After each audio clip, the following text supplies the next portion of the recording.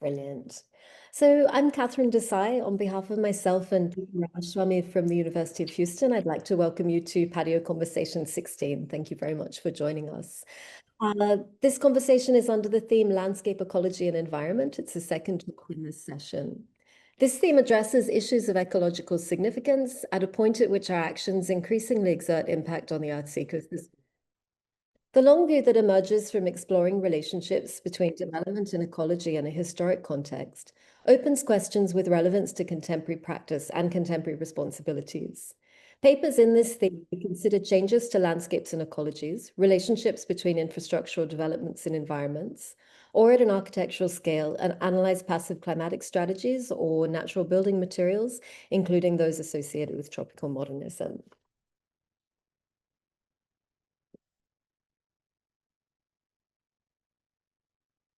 So in this session, we'll be joined by Bérénice Girard and Alican Taylan as speakers and Shubhra Raje as respondent. Bérénice is a sociologist and research fellow at the French National Research Institute for Sustainable Development. She's a member of the CESSMA and associate researcher at both the Centre de Sciences Humaines in New Delhi and the Centre for South Asian and Himalayan Studies in Paris. A talk titled Transforming Landscapes, Powering the Nation, Energy Monuments in Independent India will draw on a comparative study of two types of large-scale energy infrastructures in India at different periods. Alican is a PhD candidate at Cornell's History of Architecture and Urban Development. From 2018 to 2022, Alican was a visiting assistant professor at Pratt Institute Graduate Architecture Program. He's the curator of several exhibitions and is an architect and engineer. Drawing on unpublished archival material from the Greenlaw collection at the Sudan Archaeological Research Society and the Sudan Archives at Durham University, Alican's presentation documents Suakin, an entirely coral-built port city on the Red Sea, developed under Ottoman rule in the 17th and 18th centuries. So the format today is we'll have the two presentations. We'll start with Bérénice and then we'll have Alican. Then we'll have a response from Shubhra Raje, our respondent, and Shubhra, I'll introduce you just at the end of the presentations before we start the response. At the end, we'll have 15 minutes for questions. I hope we'll also have questions from all of you who are attending. And we'll wind up the session we have an hour, we'll wind up 5 to 10 minutes late maximum. But we're looking forward to the discussion today. And thank you again for joining us. I'll pass straight over to you, Bérénice. Yeah, thank you very much for the invitation. Let me share my screen. Can you see? Yeah, fine. Yeah, so thank you again for the invitation. So to be completely honest, I didn't have a lot of time to prepare, and I thought I would take the opportunity when I was invited to kind of try an intellectual exercise, which is to bring together two research areas that I've been working on, but I haven't done it in the past. And so this is very, very preliminary. It's more of a research agenda than anything else. And so I look forward to your comments and advice on how to maybe move forward if it's relevant. So my first area of research focuses on the history of engineers who built large dams in India after independence. And this is a project that I've been conducting for a few years with a colleague who is a historian, and we have been collecting archives in different places. My other and main area of research is the development of solar energy in contemporary India. And one of my field sites is Rajasthan, where I study more specifically the development of utility scale solar, otherwise also known as solar parks. Large dams and solar parks share several commonalities. They are both large-scale energy-generating infrastructures, which require massive amounts of land, are very disruptive for local communities, landscapes, and ecologies. And they are also both promoted as solutions to the current climate crisis, especially in India, which has classified large hydro as a renewable energy in 2019, a classification that is heavily disputed. They also have many more distinctive features, right? Large dams are usually multi-purpose, meaning that they also do flood control and irrigation, and they are built across rivers, right? Whereas solar parks are mostly built in arid or semi-arid areas. They also differ in terms of construction, materials, et cetera, et cetera. And though large dams are still being built, and in fact, they're regaining momentum in the last 15 years in India. Their golden age, you could say, spanned the 1950s to the 1990s, that you can see on the graph on the left, whereas solar parks are kind of entering, you could say, their golden age today, with impressive increase in installed capacity over the last 10 years. Despite these many differences, what struck me when I started looking at solar parks is the extent to which their development is legitimated in a way that echoes the way that large dams were legitimated in the decades that followed independence. And this is kind of counterintuitive to the discourse around low carbon energy, which tends to overly focus on the vocabulary of change. So we talk about energy transition, solar or wind revolution. And this critique of the focus on change has been done by other authors.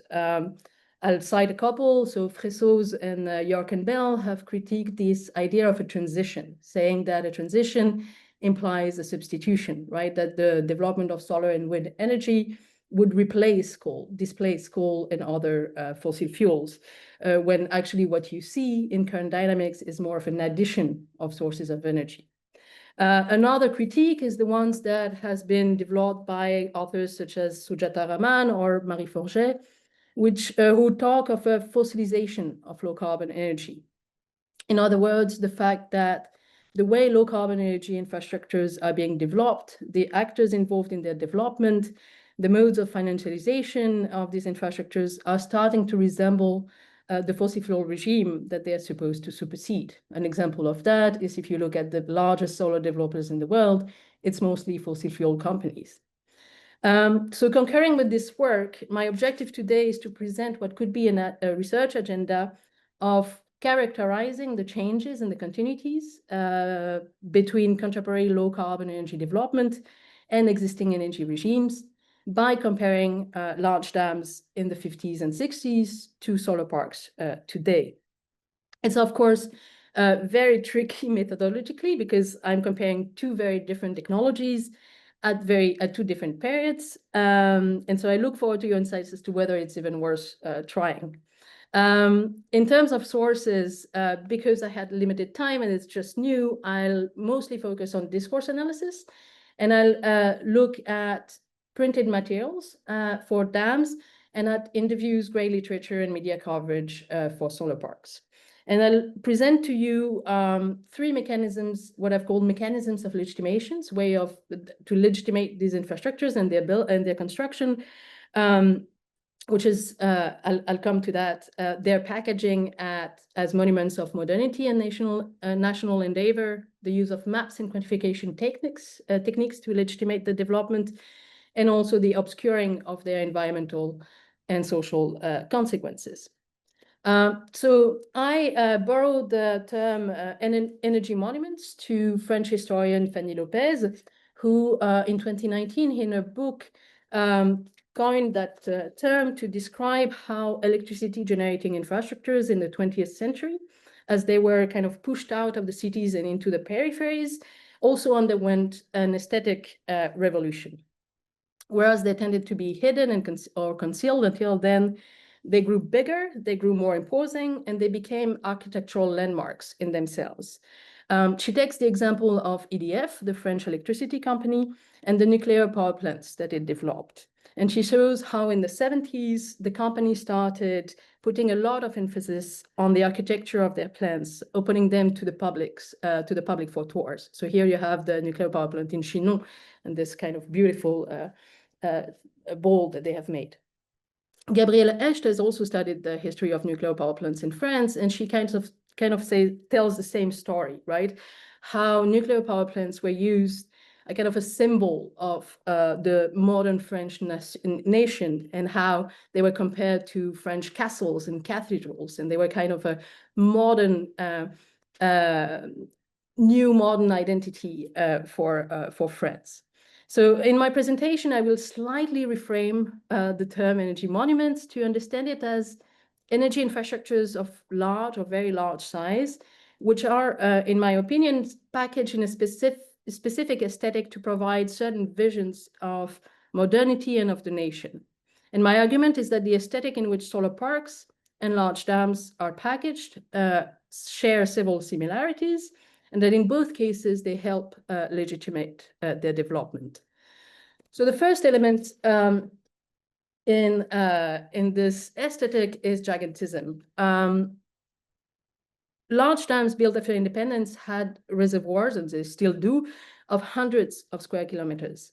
Solar parks are somewhat smaller, but they still often cover several dozen square kilometers. So we're speaking of huge infrastructures, right? And in terms of energy produced, they all produce gigawatt, I mean, or at least hundreds of megawatts, if not gigawatts of electricity. And this gigantism is emphasized in the way solar parks and large dams are spoken about and in the way that they're presented and visualized. They become an integral part of how they are promoted. So on the PowerPoint, I've put a couple of quotes from the magazine Bagheera, which is one of my main sources, which is a magazine that is published by the Central Water and Power Commission throughout the decades following independence. And the Central Water and Power Commission is one of the main agencies promoting large dams in independent India. And you can see that their large dams are described like giant concrete dam, highest straight gravity dam of the world, longest dam ever constructed, etc., etc. And we find very similar dynamics, actually, if you look at solar parks, where you can see here, I've taken a few titles from newspapers, Asia's largest solar power plant, world's largest solar park, energy park 5 times bigger than Paris, etc. So similar kind of gigantism demonstrated through comparison, right? Another element that I find is interesting and in common is the kind of insistence on their beauty and how size is an integral part of that beauty. So large dams were from their origins kind of imagined as places of tourism. In Baghdad, there are often mentions of gardens or fountains that were built near the solar parks to make it places that people would visit. And they would imagine also different water activities like boating, etc., near the dams, which is still very much the case today. So you here again have a quote talks about like how we stand wonderstruck in front of the newly built dam. About solar parks. Solar parks haven't yet become touristic places. But when I visited solar parks, what was very striking to me is that the engineers I would meet would very often talk about the beauty of the solar park. It was really something that they insisted upon. And they would very often bring me to a place that was a bit elevated to see the solar park. So here it's a picture that I took on the dune at the Badla Solar Park. I was brought on top of buildings. And the idea was that I would take pictures, I would pose for pictures of me with the solar park. And there was this whole insistence on the beauty of the infrastructure that I was seeing. There's also a whole, I could go about, but the color blue is a common element in both dams and solar parks also, as you can see in both these quotes. It's also this gigantism and this beauty is also emphasized through visual means. So in the case of large dams, it's often pictures that are taken from a distance or from below, or with people in the foreground to kind of emphasize their size. But it's also put in, there would be like heavy machinery in front of it, or they would wait for the water to be released to show kind of the might of the dam. With solar parks, it's a slightly different imagery. It's more like a like aerial picture, like taken from the sky, and it's very often, as is the case in this picture, which is from a promotional video from the state of Rajasthan, at sunset, right? And so again, it's the beauty of the infrastructure that is kind of emphasized. Another common trope in both cases is kind of the mastery over unwelcoming and hostile nature. So in the case of large dams, it's the rivers, right? Which are uncontrolled, which bring droughts and floods, such as the Kosi River or the Mahanadi rivers here. In the case of the solar parks is a desert, right? Which is always presented as hostile, as empty, as arid, little grows on it, it's an area of little consequences, etc. And so the solar park comes and conquers that space. I am running out of time, so I'll go much faster. So they are both packaged as symbols of a modern nation. I won't go much in detail into this because I think these are things that are quite well known. An element of difference between the two, which is I find quite interesting, is that labor is a huge part of the imagery of large dams in the 50s and 60s. There is always mention of 30,000 workers, the 100,000 workers working to build the large dams, whereas it's almost completely absent from solar parks. Solar parks are always shown completely empty, and very rarely do you see pictures of solar parks being built. Solar parks kind of appear out of nowhere, which I find interesting. Second element of legitimation or mechanism of legitimation is the use of mapping and quantification techniques. And I'll take an example here, which is energy potential surveys. So I'll compare an energy potential survey that was conducted throughout the 50s for large dams and a survey conducted in 2025 for solar energy. And the idea of both these surveys is to assess and map the maximum feasible capacity of development of that source of energy on the national territory. And it's again a way of legitimating their massive development by foregoing the notion of sufficiency, right? The question is not how much electricity do we need, it's rather how much can we produce, right? What's the maximum amount that can be produced on the territory? I'll just share some common elements. First of all, is that you have a kind of continuous increase in the potential as the years go by and as studies are conducted. So here you have, for instance, the studies conducted in the 50s, and you see for like different basins, river basins, estimated potential and the number of projects that they propose to build. And we're talking about, dozens of projects on different rivers. The same thing is for solar, where we have moved from 748 gigawatt peak in 2014 of potential to 3,343 gigawatt peak in 2025. And another way that they do it is that they kind of superimpose different maps and different databases, right? And in doing so, they kind of transform nature into an abstract object. And this, I think, this map of flow diagram, which is kind of the flows of the river, and that is mapped according to their strength, is quite impressive of how you transform living rivers into a schematic thing.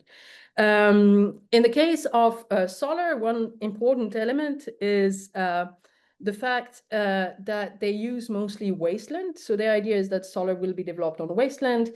And this, again, is something common with large dams, is that what is never mentioned are the local populations that might live in the vicinity of this. It's rarely mentioned in the Bagheera studies of hydropower potential. And in the case of the solar energy potential, the notion of wasteland is not discussed at all, despite its colonial origins, right?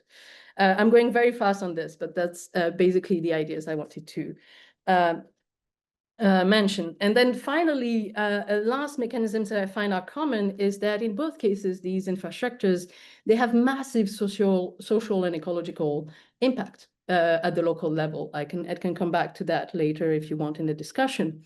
But there are all these like common mechanisms of like kind of obscuring these impacts. The first thing is that in both cases, these infrastructures are packaged as eco-friendly infrastructures, right? They're not polluting, and they will help solve either the pollution problem in the 50s or 60s or the climate crisis today. And therefore, whatever their environmental or social consequences are, they should be kind of ignored or put aside because they have a greater role to play. A second thing is categorizing the impacted population and the people who might protest their development as backward. It's a very common thing in Bagheera and in the interviews I've conducted. Basically, the people who are protesting these projects are uneducated. They don't understand these projects. And usually this comes along with ways of engineering consent through material fixes, right?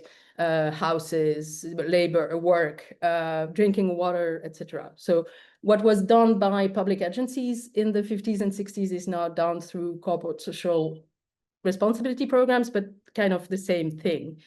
Two last things. First, the absence of regulation. So in the case of dams, there was no mandatory impact assessment before 1978. So that's a big role also in legitimating their development. In the case of solar parks, impact assessment are not mandatory. So we find kind of a similar kind of lack of regulation around this infrastructure. And then finally, something that I would like to look at more in details as time comes by, but it's like how certain environmental impacts that are known are either ignored or their management is deferred. So it's a case, for instance, of siltation in the reservoirs. Engineers are well aware that the reservoirs are filling up with silt and that we need to deal with it, but they usually either ignore it or justify that, okay, we're gonna manage it later or defer the management. It's kind of the same thing today with solar waste. What do we do with all the solar panels when they stop being efficient? It's again something that is kind of mostly discussed as will be dealt in the future. Yeah, so I'll finish because I've taken much more than I should, time than I should, to just say that, yeah, it's really much work in progress. And I'm really aware of the main weakness of my work, of what I've presented today, which is that I've looked at discourses, not at actors and material processes. And so I apologize for this and I look forward to your comments. Thank you for your attention. Thank you, Bérénice. It's an incredible series of provocations. I'm looking forward to the discussion on the paper presentation as we go forward. Alican, if I can call on you to present, please, next. Everyone, thank you so much for having me, and I'm so excited for the conversation, actually. Bérénice, thank you so much for this wonderful presentation. And let me share my screen as well. Here we go. Can you see and hear me? Yes. All right. So actually, same here. I was in archives only a couple of weeks ago, and so the distance in time is very short, and so this is very recent material with that needs a lot of analytical unpacking, and I am really excited to share this here with you today. Also to get your feedback on which parts you think are resonating more with you or not. So I'll just dive in. In late 1884, as the Mahdist forces encircled Khartoum, the Italian consul Callisto Legnani prepared for his retreat eastward. Among his household was a young enslaved Sudanese woman whom he had purchased from a Turkish general. Her name is Bakita. The party traveled toward the Red Sea and reached Suakin, the small island port that served as the Ottoman Egyptian outlet for Sudanese trade and administration. There they learned that Khartoum had fallen and General Gordon was dead. From Suakin, they boarded a ship across the Red Sea to Suez and then sailed on to Genoa. In Italy, Legnani gave Bakita to Augusto Michieli and his wife Turina, who owned the Grand Hotel of Suakin. When their daughter was born in 1886, Bakita became her nurse. The family returned to Suakin to manage the hotel for 9 months before traveling back to Italy, where they remained for 2 years.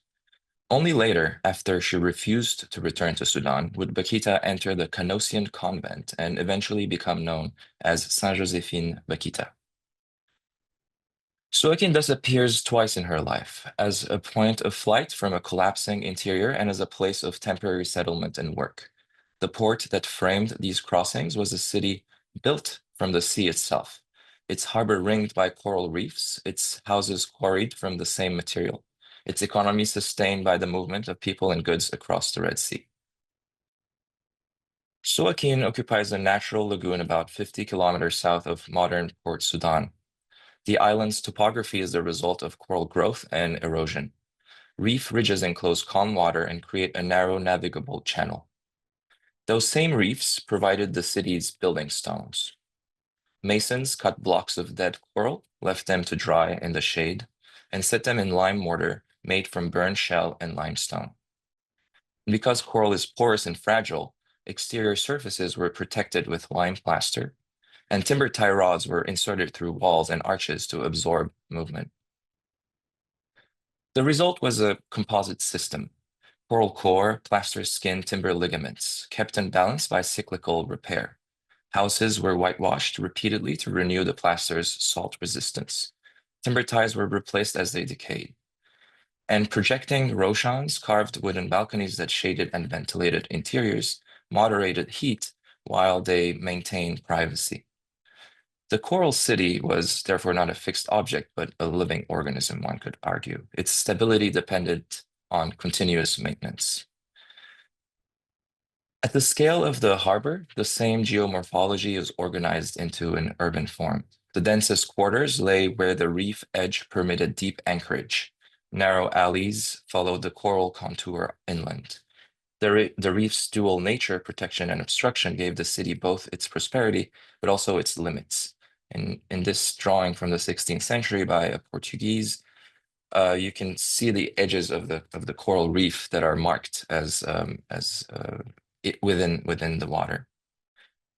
Historian Alexis Wick noted that the Red Sea's very name carries this geological intimacy.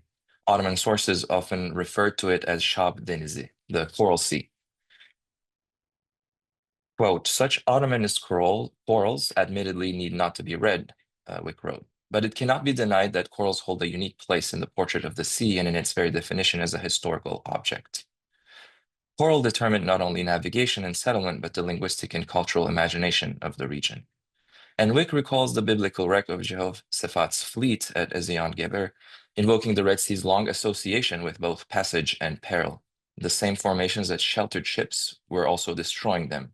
Suakin's lagoon makes this ambivalence visible. So reefs that defend the harbor also circumscribe it, and the coral that forms the city's wall once marked the outer edge of navigable water. Ottoman and Egyptian officers governed the city through alliances with local merchants and coastal intermediaries. Religious endowments funded mosques and public structures, and guilds regulated the coral quarries and lime kilns. And Wick questions the binary that has long organized Red Sea historiography, either direct imperial presence or complete autonomy. And he asks, can analytical categories host only either direct and massive presence or complete autonomy? The alternative is a model of plural governance, a distributed order similar to what Wael Halak describes in the Sharia system, where coherence arises from overlapping jurisdictions rather than from centralized control. And Suakin's civic order in the 17th to the 19th century operated within that logic. The port's viability rested on cooperation within imperial officers, between imperial officers and local crafts, between state tax collectors and religious judges. The texture of this plural world appears in the Orientalist writer Johann Ludwig Burckhardt's early 19th century account of the Red Sea. He wrote, quote, "No week passes without some vessel arriving from Jeddah or sailing from that port," end quote. Suakin traders maintained a quarter in Jeddah with housing built in their own style, and people in the Hijaz, according to Burckhardt, recognized his sandals specifically as Suakini work. He noted the architectural kinship between the two ports, especially their shared hues of coral masonry and lime plaster. Such details trace the everyday circuits that bound the Red Sea's western and eastern shores. Techniques of coral cutting, plaster mixing, and Roshan carpentry circulated with the same frequency as goods and pilgrims. Suakin's architecture belonged to this maritime continuum in a way. Measured surveys by Jean-Pierre Greenlaw in the 1950s confirm how precisely this system functioned. Builders extracted coral from dead beds at low tides. Curing in shade prevented cracking. Shell lime mortar allowed moisture to escape. And exterior plaster, reapplied in layers, protected the coral from crystallization, while through timbers stabilized walls, as you can see in this section, where the composite between timber and coral is made very clear. The Roshans condensed this environmental intelligence into a single device. Its lattice screens filtered light and directed airflow directly through various designs and created a thermal gradient between the street and the room. So here are some examples of different designs of Roshans in Suakin, documented by Greenlaw. when you see a drawing, it's by Greenlaw, who was one of the early architects who were part of the initial Khartoum University's School of Arts, and he surveyed the island of Suakin with his students throughout the 1950s, and then worked for 15 years on drawing and making a book out of his work. Egyptian administration after the 1860s and later British occupation recast Suakin's position within global trade. Steam navigation and the Suez Canal reduced its strategic centrality, and Port Sudan eventually replaced Suakin. And yet architectural transformation was gradual. Builders began to square the coral blocks and leave them exposed for efficiency and economy. And this reduced the timber stitching and introduced, and because also imported joinery was introduced. These gestures signaled bureaucratic order but compromised durability. And exposed coral decayed quickly, plasterless walls lost their salt shields. This is a photo from a little later. I don't know exactly when, but I think it should be the 60s or 70s. The governor's office, called Al-Muhafaza, was built during this transitional moment in the 1860s, and it marks a significant milestone in Suakin's architectural evolution. It's a white two-story prism that rises from a coral plinth overlooking the lagoon. Its symmetry, horizontality, and roof terrace belong to an architectural vocabulary also found in Cairo and the Mediterranean, and yet its body, a hybrid of coral, lime, and timber, belongs to the Red Sea. The building re-articulates the coral lime timber composite as a vessel of government. The raised base serves both as flood defense and as a stage. The terrace collects wind while providing a platform for observation. Inside, shallow arches and wooden ceilings help maintain a comfortable climate. And the Muhafaza is a structure of translation rather than importation. It converts a long-developed environmental technology. The building's endurance still depends on cyclical lime washing and repair. Its environmental modernity is maintained by the same knowledge of humidity and salt that shaped Suakin's older houses. So there are also roshans that are found within this kind of hybrid architecture. And so the Muhafaza provides a precise instance of what my broader dissertation project terms environmental modernity, a mode of modern architectural practice in which environmental knowledge and technological adaptation are inseparable from the political orders that shape them. In this framework, modernity is not defined by stylistic innovation or European chronology, but by the reflexive organization of architecture around ecological limits. In the disciplinary history of architecture, such consciousness has long been narrated as a European invention. 18th and 19th century theorists, from Jean-Baptiste Dubos, who linked climate to the moral character of nations, to George Perkins Marsh, whose Man and Nature diagnosed deforestation as a civilizational crisis and saw in Africa and the Middle East the signs of lack of environmental care, and Eugène Viollet-le-Duc, who read geological formations into structural logic, made environment central to the idea of modern architecture.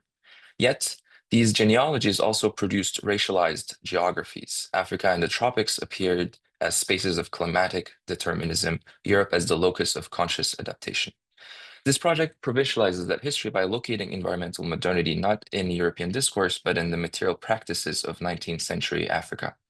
Across the Sahel, from Sokoto's earthen vaults and Tukulor Tata fortifications to Gassoubil's missionary compounds and Suakin's coral houses, builders developed architectures of restraint, repair, and ecological calibration.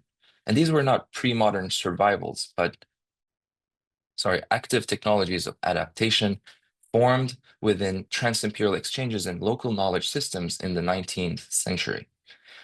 They responded to scarcity and to shifting sovereignties with techniques that balanced resource economy and environmental performance. Within this broader constellation, Suakin's Muhafaza and buildings from the second half of the 19th century, as this one, occupy a specific place. It demonstrates how environmental reasoning persisted through imperial translation.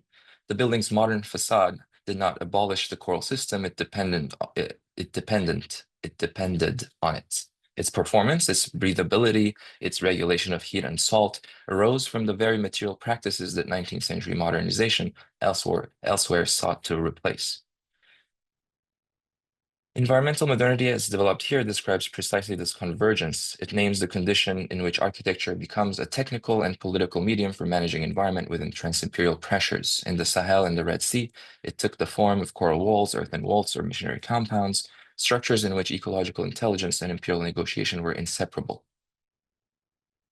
Bakita's crossing through Suakin revealed a port as a hinge between land and sea, captivity and movement, empire and exile. The coral city she encountered embodied an order in which environmental adaptation, craft, and plural governance formed a single system. Wick's observation that the Red Sea was known as Shab Denizi, the Coral Sea, restores the setting in which this architecture operated, a maritime world defined by living geology and by the negotiation of sovereignty across its waters. Thank you. This is it for me. Thank you so much, Alican. Again, beautiful and nuanced and resonant for the contemporary world in some of these issues. I'd like to call upon very quickly, I'll introduce Shubhra, and thank you, Shubhra, for joining us today as respondent to open the discussion with Bérénice and Alican on their papers. And I'd like to ask everybody as well, we will be opening the forum for discussion. So you'll be asked if you'd like to come and ask questions and join the discussion in the last 15 minutes. As we have a very global audience for these talks, we are slightly short on time. So I'd also ask that if you have questions, if you could also post them in the chat for us and we get through as many of them as we can also that way. And then we can also read the questions that come up if we do run out of time. So very quickly, I'd like to introduce Shubhra. Shubhra Raje is an architect, educator, and researcher whose work moves between architectural design, historiography, and critical inquiry. She's the founder of Shubhra Raje Built Environments, a practice shaped by questions of relevance, stewardship, and care. Her projects, ranging from community networks in Colorado and educational spaces in India to the rehabilitation of historic structures in Egypt, begin with an attention to context and with an expanded understanding of sustainability that holds social, economic, and material concerns together. Shubhra holds undergraduate and postgraduate degrees in architecture with a minor in theory and criticism from Cornell and CESSMA universities. Her practice and teaching are grounded in a belief that architecture must be held accountable to its histories, its contexts, and to the lives it shelters. She has taught at Cornell University, the University of Colorado, and currently serves as an adjunct professor at CESSMA University. Her pedagogy weaves design, historiography, and writing into a practice of critical intimacy, engaging with architectural inquiries, not as canons to be inherited, but as sites of questioning and renewal. She's committed to reconnecting discourse with making, seeing architectural education not as the mastery of knowledge, but as the careful cultivation of attention. Shubhra, I'd like to ask you please to open the discussion. Thank you very much. Yeah. Thanks a lot. Thanks, PATIO, as well. And thank you, of course, Alican and Bérénice. Very fascinating research questions and provocations, as Catherine has already said. I'll keep it brief, hopefully more to invite questions. But listening to you both, I was actually really struck by how easily development and ecology often tend to get framed as opposites, when in fact, listening to both of you, what we see is something more unsettling, actually, that our most celebrated ecological transitions often inherit the very habits they claim to replace. In Bérénice's presentation, large dams and solar parks, as she described, despite belonging to different technological moments, emerged through her research from the same way of seeing, the same scale of intervention, the same desire to make land legible, the same distance from the worlds they transform. Even labor, as she's pointed out, hyper-visible in the previous sort of era of infrastructure and conspicuously absent from the contemporary ones, tells us, of the solar fields, tells us that the shift in technology has not been matched by a shift in ethics. The infrastructural form may change, the habits of consuming energy do not. It was quite a sharp sort of provocation she set about. Alican, in contrast, brings us obviously to a fascinating world where the ecological question was not how to produce energy only, but how to inhabit matter. Suakin's coral architecture, as he pointed out, reads less like an extractive system and more like a long conversation with a vulnerable material. Maybe this is just my interpretation. I apologize if it's a misreading. One that required or requires a continuous care, patience, and calibration to climate. If Bérénice shows us how development can distance us from the ecologies it transforms, Alican shows us a practice that stayed close to its materials, precisely because it had no other choice. So between the two talks, there is this quiet tension, which I thought I would just sort of throw open here, which is that what we make distant and what we remain in touch with, that tension, consumption without intimacy and intimacy without excess. We begin to, in this tension, we begin to see a larger provocation, which I'll maybe leave with for both the speakers' responses and then to questions.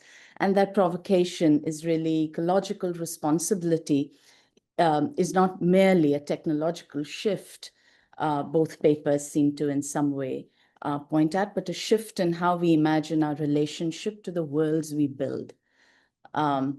So with that, the question I think I might have for both of you is that if we think of ecology as an ongoing negotiation rather than a problem to be solved, which is often how it gets reduced, what becomes of the role of architectural and infrastructural thinking?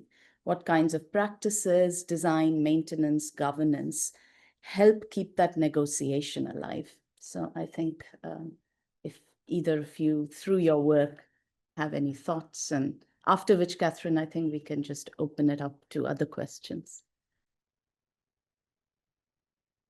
I think this is a wonderful way of bringing these papers into sort of conversation with each other. And Alican or Bérénice, whichever of you would like to go first, it would be wonderful if we could open this discussion. Oh, no, please go first. Thank you. Yes, thank you so much for also putting these framing the two talks like this. I just want to start by saying that the theoretical conceptual basis that I come from is very similar to what Bérénice was just presenting, and I'm especially thinking about Fressoz and Gabriel Hecht. And my interest, and maybe just to lay down the very premise of those two authors, Fressoz is a historian, an environmental historian, and for me, his work is very important in his description of 19th century environmental history, and his description of and unpacking of the development of environmental thought as a political, material, and project of territorial reorganization. And he is very careful in making being attentive to questions of class, of shifts in territorial management, and so forth. And so I have found his work very inspiring, and part of my project is to think with him, but in the context of the Sahel, and so in a way to look at what could be called as environmental modernity in the context of material practices and architectural practices in the Sahel region. And Hecht is very important for me because of the technopolitical framework that she proposed early in the 2000s. And by that, in a nutshell, her idea is to think of technology as a hybrid of a negotiation between power structures, but also very different vantage points, nations, and so forth. Right, and I hope I'm not butchering the point, but just trying to make it very, very succinct. And so just to come to what could how can architects respond to today's pressures and environmental questions? I think it's with a heightened knowledge of these processes, of these historical processes, and by being aware that environmental consciousness did not just appear out of thin air in the 1960s, 70s, and forward, but that it has been on people's minds for centuries in various ways, and that architecture had also its role in this, not only since the 60s or 70s, but also from the very early 20th century at least. And there I'm thinking of people like Lewis Mumford, Hassan Fatih, who developed architectures or ideas of architecture that were extremely attuned to environmental questions, and that that opened ways of thinking about the relationship between capitalism, the burning of fossil fuels, and so forth, very early on. Mumford talks about carbon capitalism as early as 1923 or something. And so I think that's the urgency for me, at least from an architectural history perspective.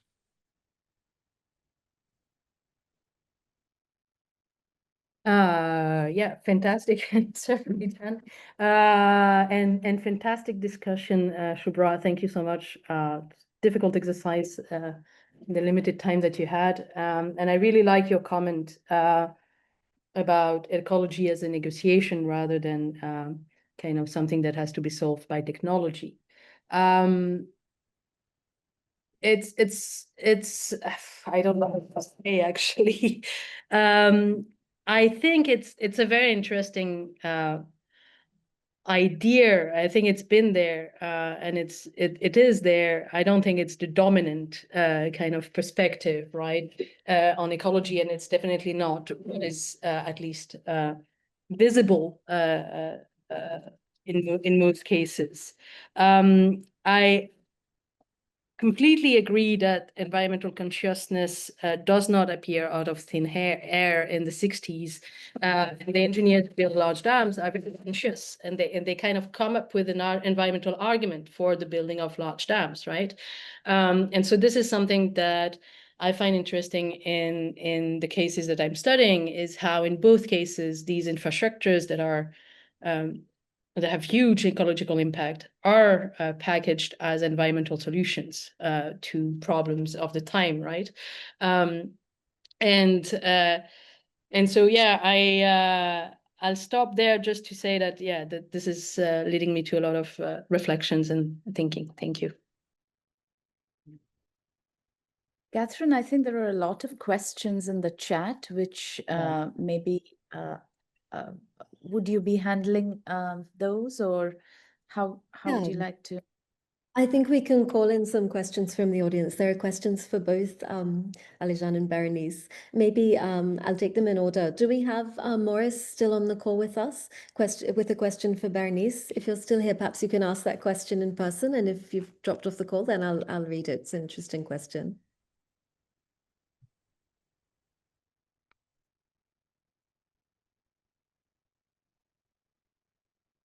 Okay, perhaps we can come back to Maurice. Pedro, you also have a question for Alican. Would you like to step into the discussion? Thanks. Hello, Alican. Thank you so much for your contribution. I haven't got a question, but an enlargement of your area of investigation, which relates to making things in coral. Because I grew up in East Africa, in Mozambique. I'm a Portuguese vagabond. I live all over the place. And one of the interesting things was that the Swahili coast, along the coast, was entirely built, the substantial masonry buildings were built out of coral in a similar way. And the Portuguese adopted or took on coral in Mozambique when they built Mozambique Island. And then they actually started building in coral in lots of other places, all over India.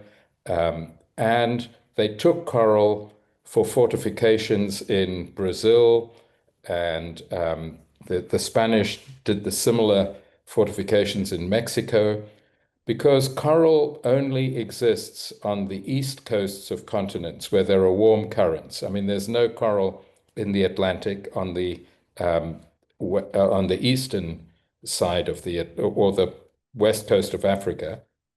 And actually, you know, so there's that whole colonial phase of local culture, local building techniques or ideas becoming globalized through from the 16th century onwards. I mean, there are detailed areas that really interest me, which are the business of particularly the one that you mentioned that I didn't know about the use of timber as a stabilizing element in the construction of those buildings. That relates to, in my mind, and I may be wrong, to the systems of construction used in the Ethiopian highlands, because they also have that method. And I could introduce you to some of the literature on that, because it's a very interesting thing that relates to movements of technologies across the Red Sea, because there were cultures that had common building techniques across those areas. The other interesting thing that may be worth investigating is that in your area of investigations, you mentioned that the mortar was made with seashell burning. But actually, in one of the things that I know from some records in Mozambique was that the coral was also used as the basis of production of lime and lime mortar. There are massive constructions of making lime from burning coral things. So I'd love to get into correspondence with you, because this is an area of mutual interest. And okay, that's just my contribution here. I hope it's been useful. Yes, this is so fantastic. Thank you so much. I am so glad to hear all of this, and I would love to be in touch. Please, I'll try to find you and write you an email. But I just thought of something very quick, if we have time. Among the slides of Greenlaw, who was surveying this island, there are his lecture slides. There are examples of Roshans, so not necessarily coral, but Roshans around the world, and some of them are in places like Peru. And I just wanted to very briefly show you one image, if that's okay, just to give also the audience a sense of the global outreach of these elements at the time, and then not being bound to a specific place. So maybe I'll just do this. So it's just my screen, but he kept within his slides some of Roshans in Lima, for example, that formally and typologically work very similarly, but then their methods of ornamentation, for example, are relatively different. Their scale is a little different. We can see they're a little deeper and also higher. And yes, so he documented these also in various places around the world. Alican, look, fascinating. I've done a similar study related to things on the coasts of South America and also in Brazil, and also in the Philippines. There was a massive interchange of those sort of ideas of buildings in warm climates that traveled across the Pacific Ocean. We've got to be in touch. Sounds great. I think this is really interesting because it shifts something that perhaps I was reading as a practice that was intricately located within a particular geography to something that's actually, developing much more widely, a sort of sensibility perhaps in these kind of periods through the use of these materials. Bérénice, there's also a question for you, and I just wanted to bring it. It's a question from Isaac. I'll just call on you in a second, Isaac, which deals with the idea of beauty. And I thought that was a very interesting and provocative idea that came up in your presentation. And there's undoubtedly a beauty in these kind of huge scale images. And I guess that it's a beauty that's closely aligned with the sublime. I mean, these are kind of awe-inspiring, almost sort of shocking interventions. And the idea that a terminology or an idea that developed through the observation of nature is now being generated by human kind of production was one that I thought was kind of interesting and potentially quite sort of powerful. And yet underneath these, awe-inspiring interventions is the destruction of the very thing that originally was kind of inspiring awe in different formats. But Isaac's question, Isaac, are you here? If I can call on you to open your question to Bérénice, that would be great.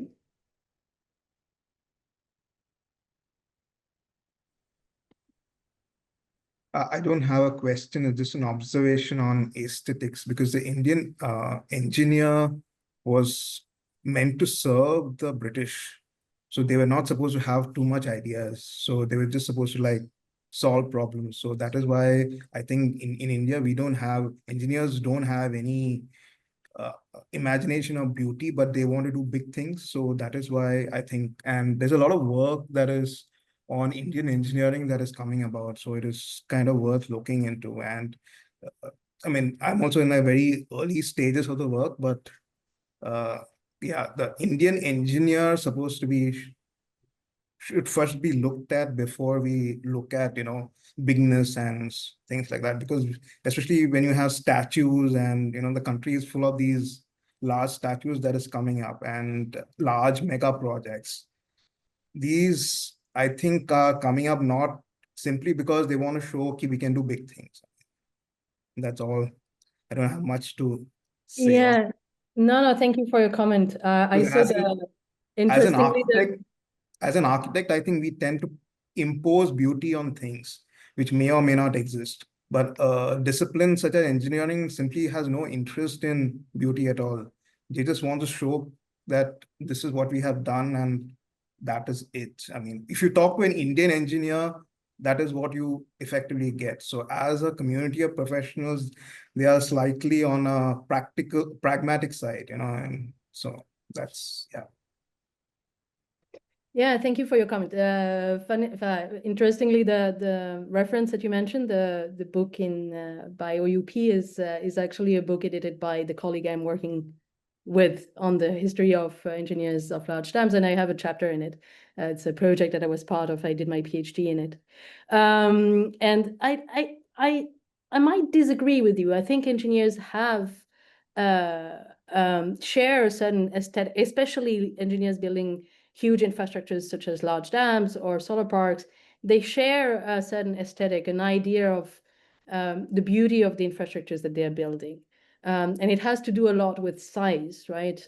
One thing that was very that you find very frequently about the Badla solar park, which is one of the largest solar parks in the world and in India, is that you can see it from space. And this is supposed to be something that, inspires you, right? Of like this, it's so gigantic that you can see it from space. And I think there is an attention, in the case of solar parks, let's see what happens in the future. But in the case of large dams, there is an attention to aesthetic. I'll just give one example, which is the Bakra Dam, which is one of the first dams that is built after independence.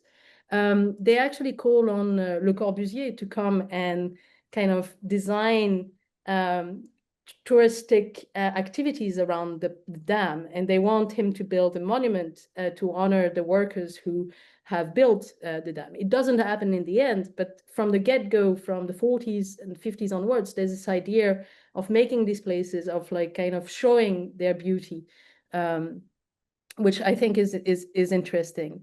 And as I said, like when I visited solar parks, the engineers were very proud to show me their infrastructure.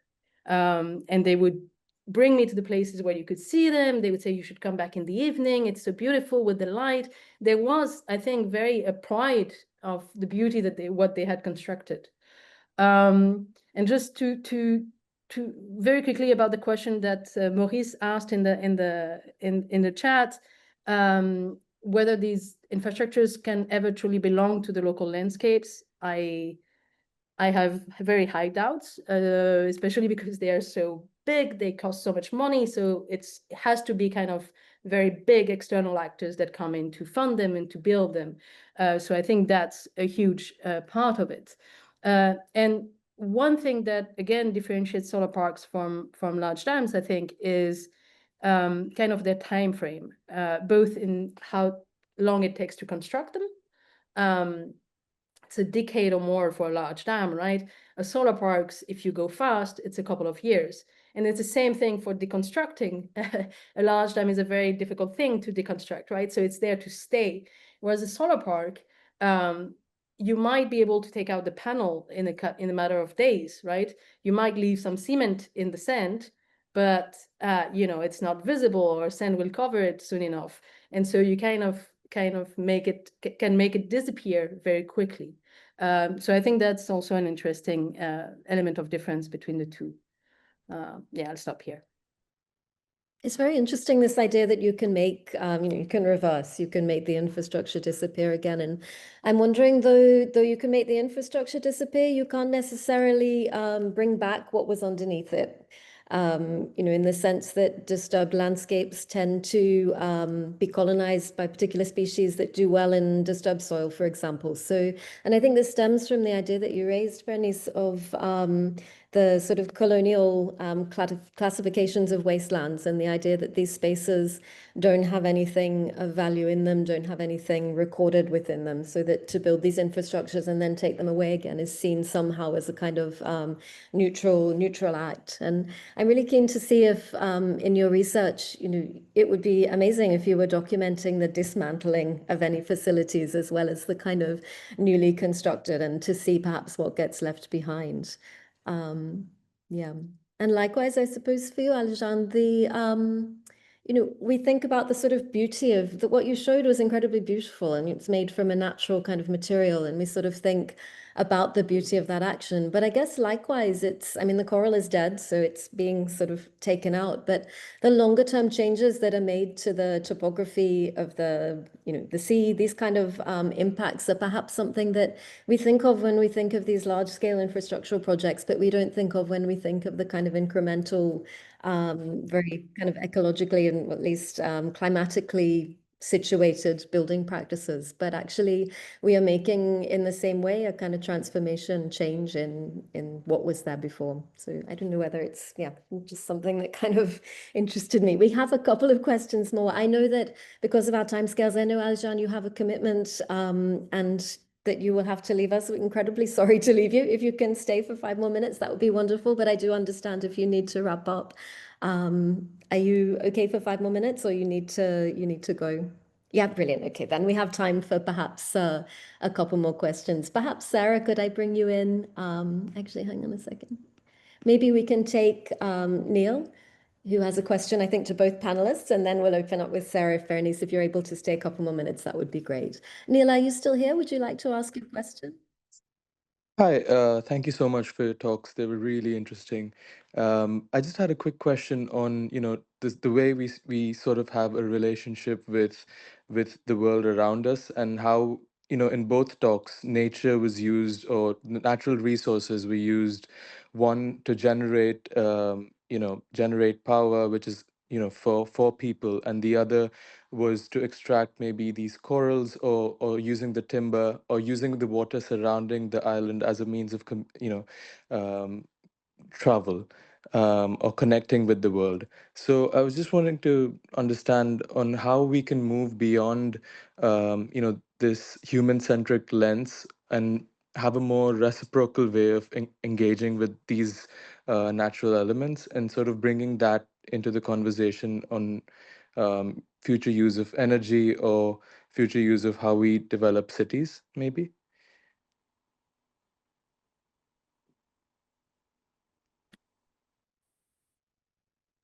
Alican, do you want to go first if you have to? Okay. Yeah, I'll just briefly say, I think what I find remarkable in the case of Suakin, but as we've seen also in many other places that use coral, for example, as a construction material, it's the use of local resources that makes it so incredible, right? It's the fact that the buildings that are built up are literally using things that are a couple of 100 meters away from the site of construction. And although it ends up creating a global network, in the use of this material, the way it is sourced is extremely local and precise in its extraction. But that said, we must also know that coral is depleted very quickly around Suakin, so much so that today it's not usable as a way of reconstructing the island, which there are projects of reconstructing the island. Very recently, the Turkish government bought the island from Sudan for 99 years or something like that. And they're planning on doing a kind of touristic destination for pilgrims and a kind of base for military purposes.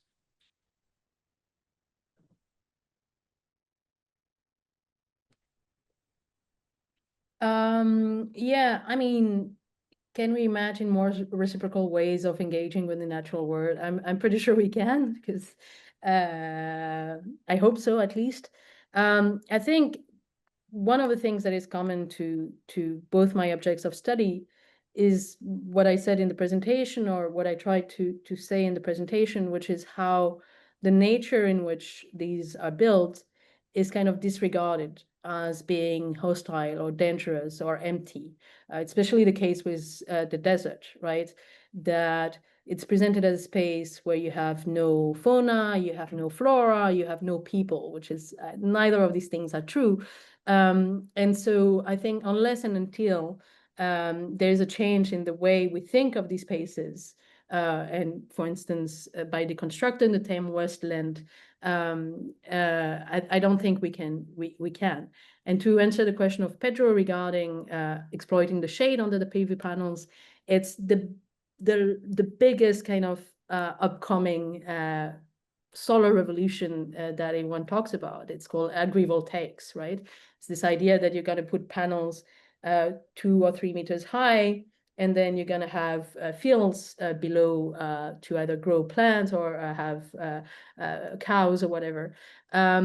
I'm very suspicious of it, because it's, again, in my opinion, kind of a technical fix, right? It's a way of kind of, again, developing solar massively instead of maybe thinking of ways, as Shubhra said, of like negotiation by maybe having smaller size solar plants, having solar on the rooftops, or on smaller size, which is also developing, right? But not at the same scale as these solar parks.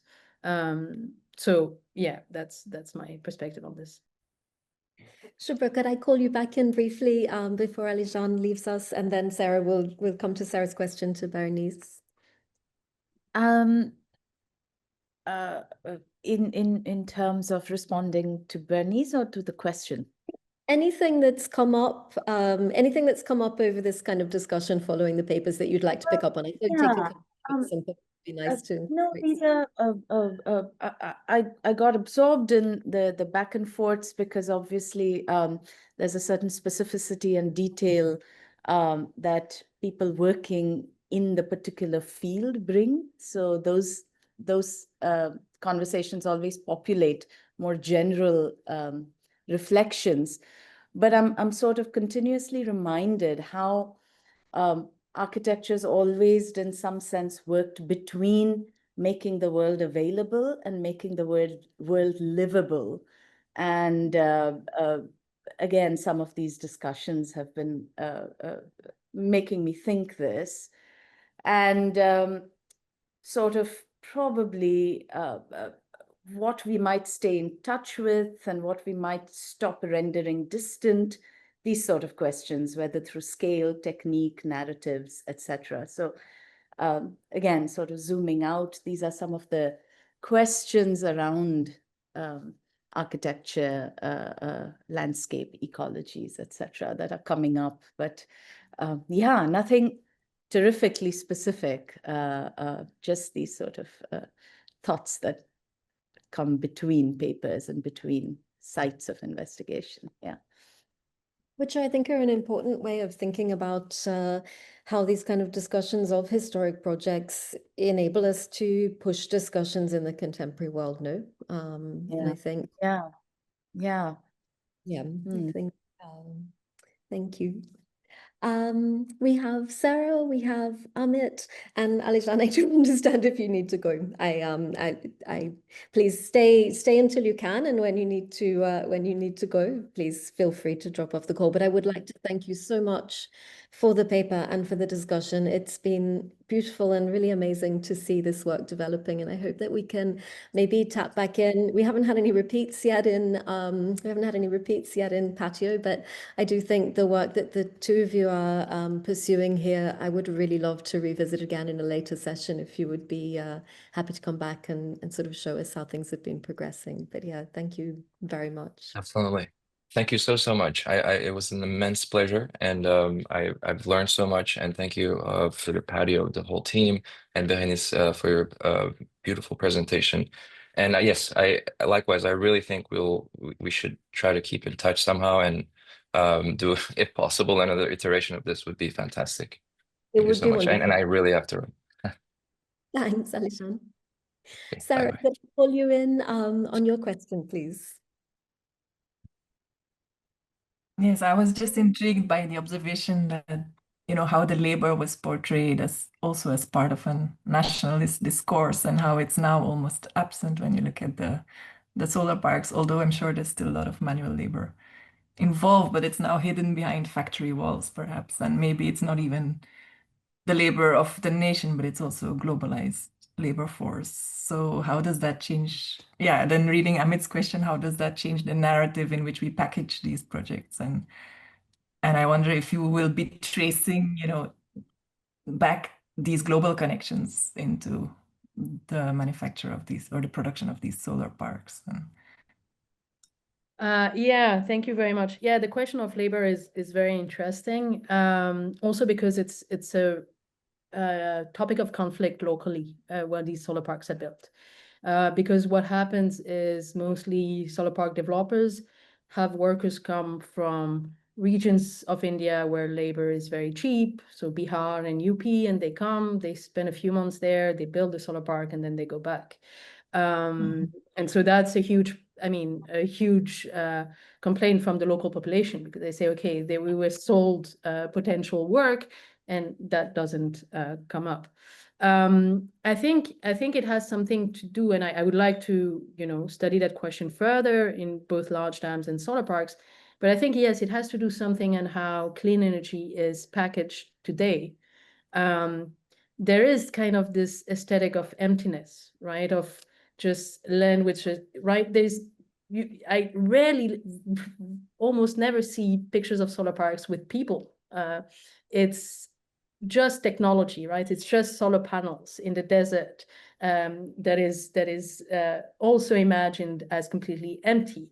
And so there's this idea of this technology that is working by itself.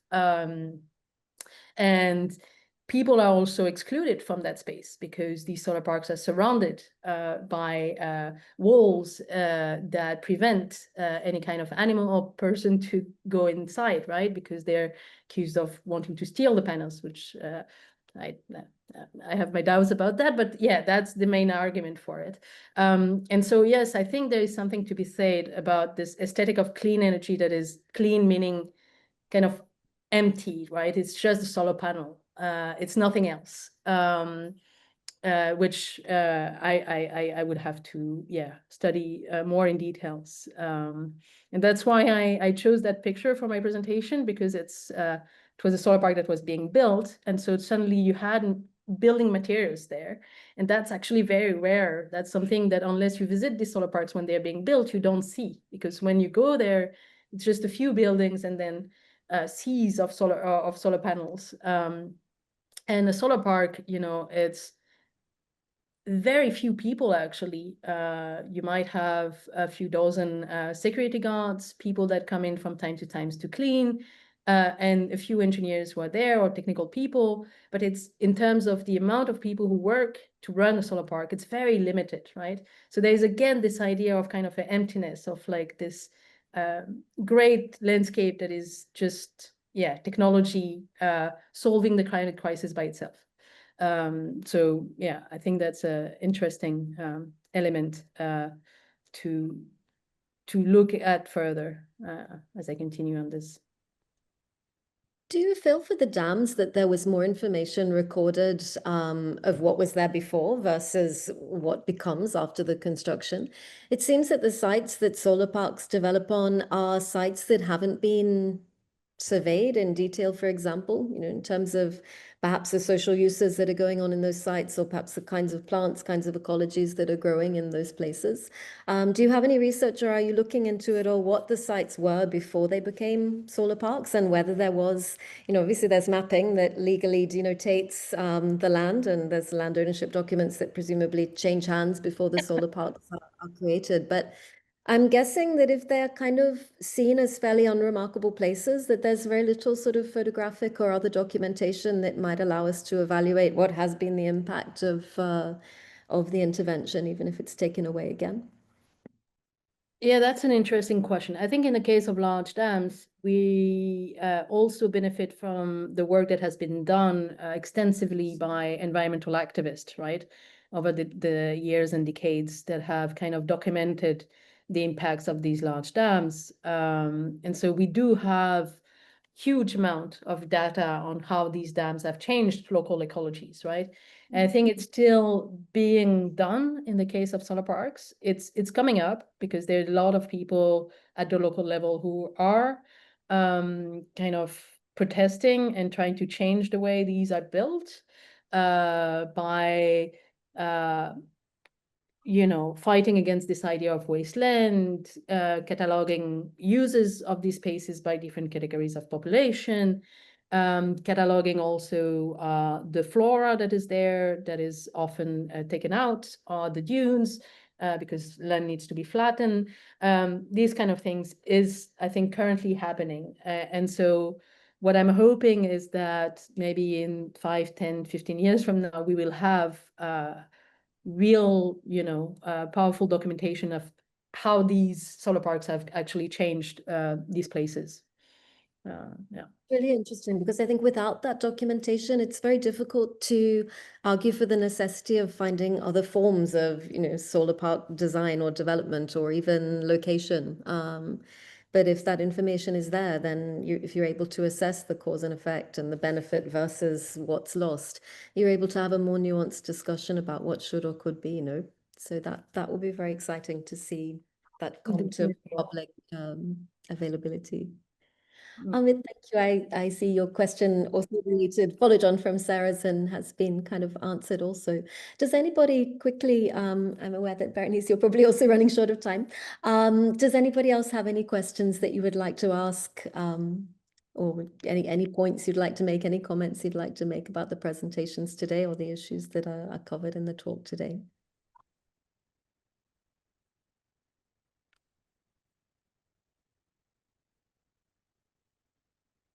Catherine, I'd like to ask a question of Bérénice about there are two aspects of this. First of all, one of the things that I've looked at is the work of Ericsson from the 19th century, who was one of the earliest solar enthusiasts, and he saw a future of the world when coal would run out, and industry would shift to places where there was a lot of sun.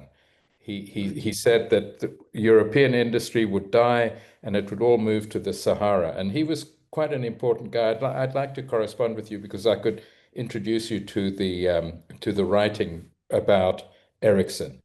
The other question is that there are situations like in South America, in the Atacama Desert, where there are very, very fertile valleys that bring the snowmelt from the Andes to the Pacific. And next to them, there's the most arid desert. So in places like that, there would be massive opportunities for synergies between generating energy and agriculture and stuff like that. And I take your point about the dispersal of PV systems to localized rather than concentrated issues. And I would imagine that the biggest issue there is that inaugurating rooftop solar is actually not an attractive proposition for politicians. You know, they want to cut tapes on kind of massive areas of investment and stuff like that, rather than kind of worry about my solar panels on my roof. You know, but even that thing is changing, because I live in Australia at the moment. I'm thinking of leaving Australia. But the thing about Australia is that there are new mechanisms, because a lot of the way the energy providers, the big companies that distribute electricity, have been ripping off the public who have solar panels. And the government is now kind of thinking of ways of actually reversing that, you know, and so we're at an interesting moment in the dispersal, the decentralization of power in both senses. Yes, two very interesting points. This idea of, first of all, I work on the case of India, and in India, there has been for the longest, I mean, for a few years now, this idea that if we develop solar so much, we're gonna stop using coal, and what are the consequences for the coal-producing regions, and this kind of change of the energy geography, right, of the country. The truth is that coal use and coal extraction is not reducing in India at the moment. Actually, we see an increase of both coal and solar. So that's first of all, this idea of the kind of solar replacing other sources is I think very questionable. But there is this this worry about the changing energy geography of the country. As places like Rajasthan, Gujarat, Maharashtra are the places that have the most solar potential and are not the places where coal is extracted, right? How does that change the balance between the states in India? And so the solar potential report that I mentioned, they insist a lot upon the fact that solar energy can and should be developed all over the country. So there is this idea of like recreating a balance, energy balance all over the country through solar. So this idea of moving where the sun is interesting as to how you connect it to kind of maybe more political questions. And as this question of localized and decentralized systems, I'm again, it's kind of, and I do it as well. It's kind of the easy answer out, right? That instead of building huge solar parks, we should build decentralized solar systems, and everything will be better. I've done studies on decentralized solar systems, and they actually also have a lot of problems in terms of who has access to them, who is able to invest, who has access to the energy it produces. So it's not, I don't think it's a solution to everything. I think it's part of the answer, probably, as solar parks might be as well, maybe built in different ways that they are currently built. And as for the question of the integration of a solar park vs a solar rooftop, I completely agree. And I would add there is an element that I've mentioned in other works, which is the question of numbers. If you can, you know, give a speech and say that we've installed 150 gigawatts of solar or 120 gigawatts of solar over the last 10 years, it shows it's very impressive, right? And that numbers you can these numbers you can reach much faster with solar parks than you can with decentralized solar, because it's much more complicated to do, because it has to be at the household level or the village level or the city level.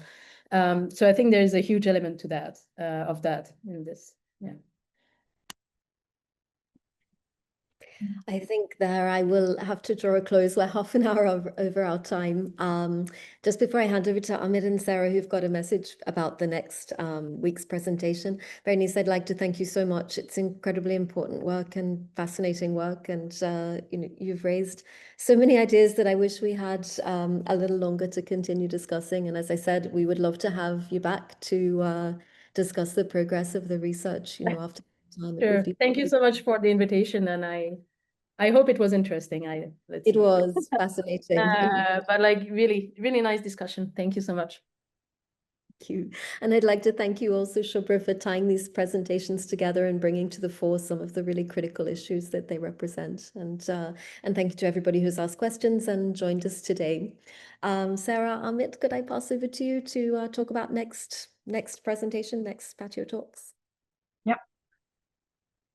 Yes, so I'll just highlight briefly that we have 8 discussion topics or research topics under the PATIO conversations umbrella, and we kind of circulate across them. And now, before we start our third cycle or third reiteration of the broad subjects we investigate, we have an opportunity in the next session to kind of reflect. So we as an organizing committee have written a paper where we reflect upon the results of this initiative and also on its aim of connecting geographies across the Indian Ocean Rim.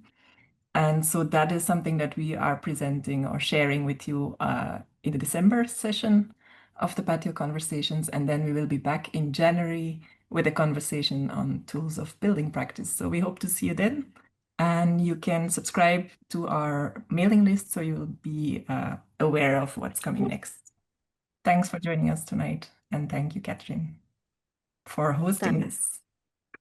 Thanks, Sarah. And thank you again to Bérénice and to Shubhra. And I hope to see you all next time. Thank you. Bye. Bye. Good night.